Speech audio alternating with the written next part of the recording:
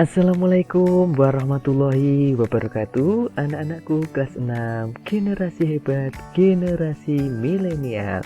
Kita melanjutkan pembelajaran yang kedua, tema 6, subtema 2, membangun masyarakat sejahtera.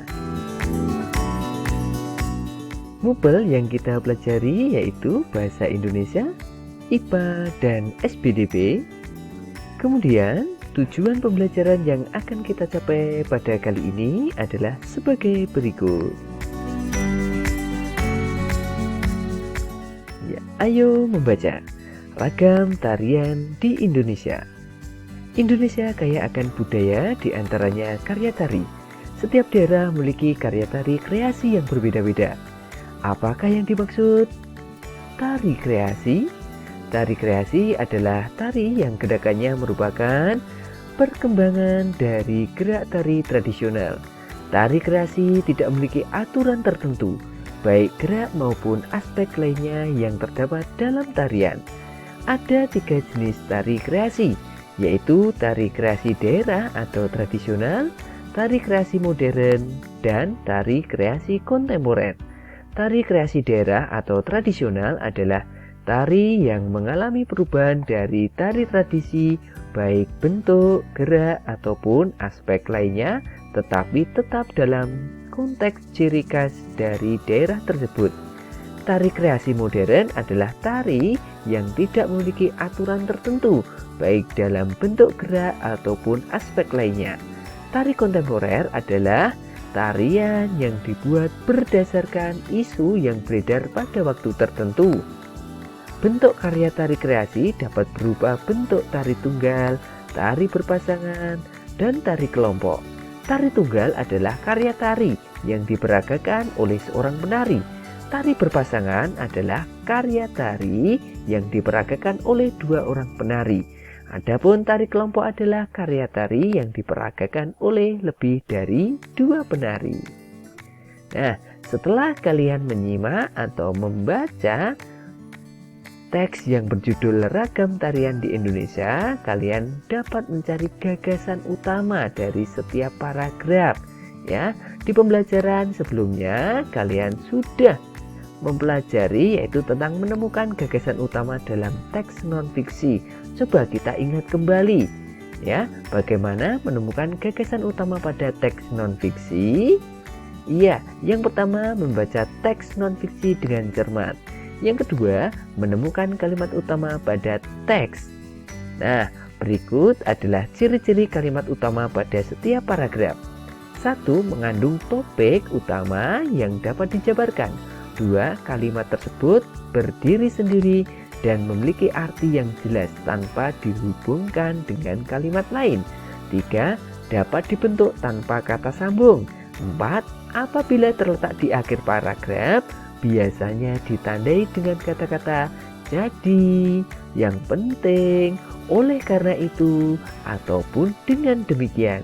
Nah, maka dari itu, kalian bisa menemukan gagasan utama dari teks yang kalian baca tadi ya. Kemudian, kalian bisa menuliskannya dalam buku tulis kalian. Nah, kalian tadi juga membaca tentang tari kreasi. Apa itu tari kreasi? Tari kreasi adalah tari yang gerakannya dikembangkan dari gerak tari tradisional sehingga terlihat modern dan sesuai perkembangan zaman. Ada 3 jenis tari kreasi, yaitu yang pertama tari kreasi daerah atau tradisional, yang kedua tari kreasi modern, yang ketiga tari kreasi kontemporer. Bentuk karya tari kreasi yang pertama adalah tari tunggal. Tari tunggal adalah karya tari yang diperagakan oleh seorang penari. Yang kedua, tari berpasangan. Tari berpasangan adalah karya tari yang diperagakan oleh 2 orang penari. Yang ketiga, tari kelompok. Tari kelompok adalah karya tari yang diperagakan oleh lebih dari 2 penari. Nah, contoh tari tunggal dari berbagai daerah. Ya, tari pendek dari Bali, tari Kandagan dari Jawa Barat, kemudian tari Kelana Topeng dari Yogyakarta, kemudian ada tari Remo dari Jawa Timur. Ya, perbedaan masa kanak-kanak dan pubertas. Untuk mempelajari lebih lanjut, mari kita ingat tentang ciri-ciri masa pubertas. Yaitu yang pertama, laki-laki. Ciri pubertas laki-laki: badan bertambah tinggi, suara membesar, jagung mulai tumbuh, bau bertambah lebar dan bidang, tumbuhnya rambut halus di ketiak dan alat kelamin. Kemudian yang kedua, perempuan. Ciri-ciri masa pubertas perempuan: tumbuhnya rambut halus di ketiak dan alat kelamin, suara menjadi melengking, payudara mulai tumbuh dan membesar, kemudian pinggul membesar. Nah, jadi dapat kita simpulkan perbedaan masa kanak-kanak dan pubertas. Jadi kesimpulannya adalah pada segi fisik terjadi perbedaan antara masa kanak-kanak dan masa pubertas. Di antaranya adalah pada masa kanak-kanak belum muncul rambut halus di ketiak dan alat kelamin, sedangkan masa pubertas sudah mulai tumbuh. Belum berubahnya suara pada masa kanak-kanak, sedangkan pada masa pubertas sudah ada perubahan suara, baik putra maupun putri dan sebagainya. Dari segi non-fisik, untuk masa kanak-kanak masih kurang sikap sosialnya, hubungan dengan individu yang lain dibandingkan dengan masa pubertas. Ya, nah setelah kalian menyimak tadi, tentunya kalian bisa menuliskan ciri-ciri masa kanak-kanak bagi anak laki-laki dan ciri-ciri masa pubertas bagi anak laki-laki. Kemudian juga ciri masa kanak-kanak bagi anak perempuan dan ciri-ciri masa pubertas bagi anak perempuan. Nah, kalian bisa menuliskannya pada buku tulis kalian. Kemudian kalian bisa melaporkannya kepada Bapak Ibu guru kalian melalui grup kelas yang dibuat secara online. Iya, setelah kalian mempelajari tentang tari kreasi, kemudian menemukan gagasan utama dalam bacaan dan mengetahui perbedaan masa kanak-kanak dan masa pubertas baik laki-laki maupun perempuan, kita melanjutkan dengan bekerja sama dengan orang tua. Bersama orang tuamu, amatilah dua orang yang sama jenis kelaminnya tetapi berbeda usia, yaitu usia kanak-kanak dan usia pubertas atau remaja. Jika kamu seorang laki-laki, pengamatan dilakukan terhadap anak dan remaja laki-laki.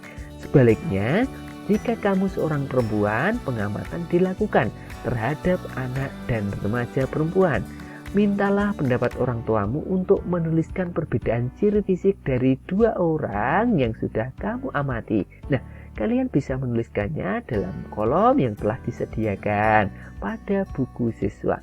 Kemudian mintalah pendapat kedua orang tuamu. Apakah pekerjaanmu itu sudah sesuai apa belum? Berdasarkan ciri fisik kanak-kanak dan masa pubertas atau remaja. Nah, kalian harus tetap rajin belajar ya, tetap semangat belajar untuk menuju masyarakat Indonesia yang sejahtera. Ya, terima kasih anak-anakku kelas 6. Wassalamualaikum warahmatullahi wabarakatuh.